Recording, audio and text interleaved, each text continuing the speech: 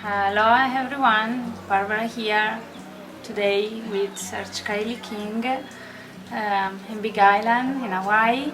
And Dr. King is a founder of Aloha International and is a writer of many books about Huna philosophy, and it's a very pleasure for me to be here and share this moment with you. Mahalo for that. And we know a lot, we have this opportunity to experience the Hawaiian philosophy and Hawaiian spirituality, and I think it's a little bit different from the other kind of spirituality around. So we love to hear from you what makes Hawaiian spirituality different. What makes it different is the Hawaiian culture, okay, which is an island culture, very, very ancient. And so they have developed in some places, in some ways, similar ideas for other people around the world, but because it's a self-contained culture, Hawaii, Polynesia, they do have some different ways of looking at things too, and their language is part of that. Right. And how did you get into the Huna philosophy? I was very lucky. My father was in it first. Yeah. My father was adopted by a man from Kauai, and so he was taught this knowledge when he was a young man. And then many, many years later, my father began teaching me this knowledge. And then after he died, the Hawaiian family contacted me, and I was adopted as the same man's grandson. So the training could continue. And do you find the connection between Ho'oponopono and Huna? Well, Huna includes, sure, Huna includes everything, right? In doing Ho'oponopono, which is a Hawaiian practice that has different variations from different families. But Huna is about doing things that are effective, doing things that work. And although it's a Hawaiian word and a Hawaiian philosophy, it doesn't matter what the technique is or where it comes from. But within a Hawaiian context, Ho'oponopono used Huna to be successful. They didn't call it that, but that's what they did. Okay. And what do you think the Westerners' main challenge with incorporating Huna into daily life? Practice. See, that's the thing. You can learn all sorts of wonderful things from a book, from a workshop, from an individual, but unless you use it, it doesn't do you any good. So in the West, very often a lot of people are more interested in learning something rather than practicing something. And that's a big difference.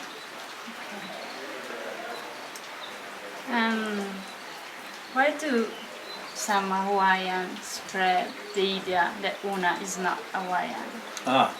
Sorry, first question. Here's the thing. They're talking. No, that's a good question.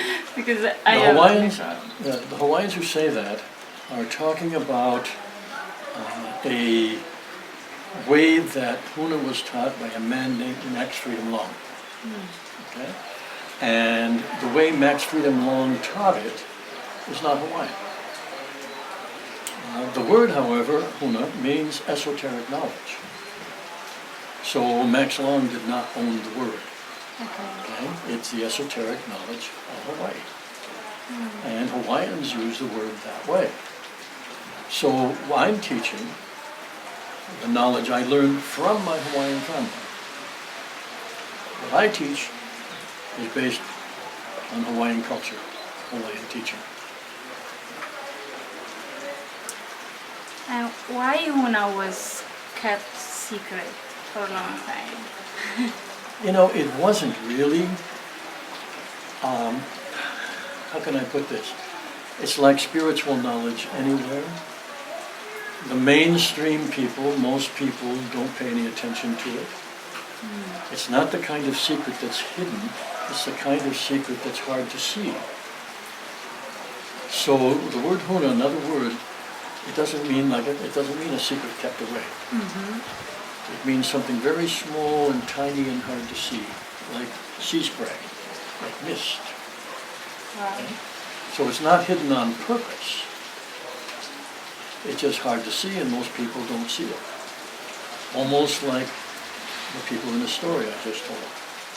They were hunting for magical trees, and they turned out to be ordinary trees in their own backyard. Right. And what drove ancient Huna practitioners into Hawaii? Why drove ancient Huna practitioners to this island and not somewhere else? But this is, Now, if we're looking at old tradition, right. This is the next question. it's okay. But one of the legends, okay, Right. and we don't have to believe legends if we don't want to, but one of the legends is that this way of thinking came from the stars. And there are other places in the world that have similar ideas in their ancient traditions. And that's one of the traditions in Hawaii. And it came at a time when it was not just this island, but there was a whole continent in the Pacific Ocean. And that's where the people landed, and that's where they began teaching, and then spread it around the world from there. So one of the reasons that it's so different now is because it was isolated in Hawaii for so long after this continent sank. At least that's what the legend says. Okay. Why do you think the other traditional, the other religions, they want to keep? I mean, they have the same basic principle if you look into their religion. A lot of them are similar. You can Yeah. find, for instance, in the New Testament, you can find all 7 Huna principles taught by Jesus, using different words. Exactly. That's right. And so we do find it in different places, because this is knowledge that people gain from observing life. They put it together differently. The Hawaiians put it together in a Hawaiian way.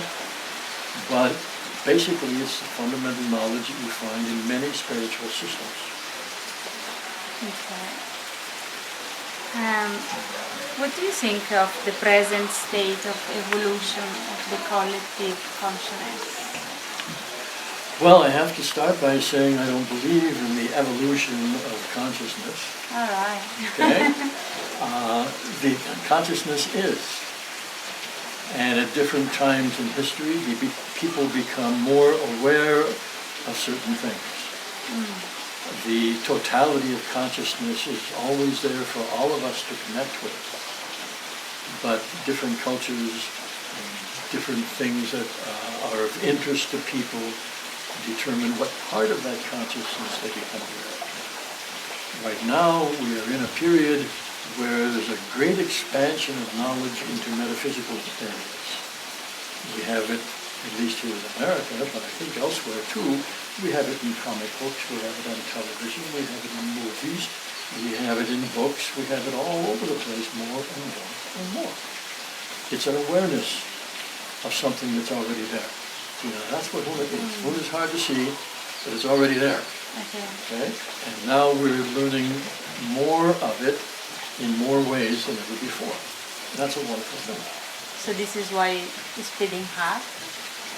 This is why it's getting more and more of this kind of thing is getting popular. And it's more and more a part of worldwide culture now. If we look back, we can find similar things way in the distant past. But today we have more communication than human beings have ever had, as far as we know. And so now this knowledge is getting spread wider and wider, and more people are using it and thinking it's normal. So, how does living and embracing the Aloha spirit help prevent disease? That's very simple. Aloha means love. And it has to do not just love in the Western sense, but it includes mercy, compassion, kindness, friendship. Aloha is all of these things. And it's always positive. And so aloha gives you energy, and aloha gives you relaxation, and aloha gives you peace, and those are things that contribute to healing. The Aloha give you also the mana. It can, when there's a lot of feeling behind it, yes. So, if I understand, be aware of your throat and concentration on it, releasing the old belief and direct the mana to them with an open heart, with Aloha is the best self-healing. Well, I don't know about the best, but it sure is very good. So the last question will be, how will you define alignment or an illuminated state of being? Oh, an illuminated state of being? Yeah. Well, I have to give you the Hawaiian word for that. Okay? The word for enlightenment in Hawaiian is na'auau. And the na'auau. And the translation is gut knowledge. Enlightenment is when you know it in your gut and you can do something with the knowledge.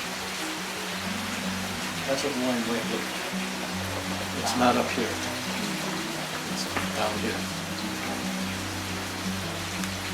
So, hello? Here. Yeah. Cool.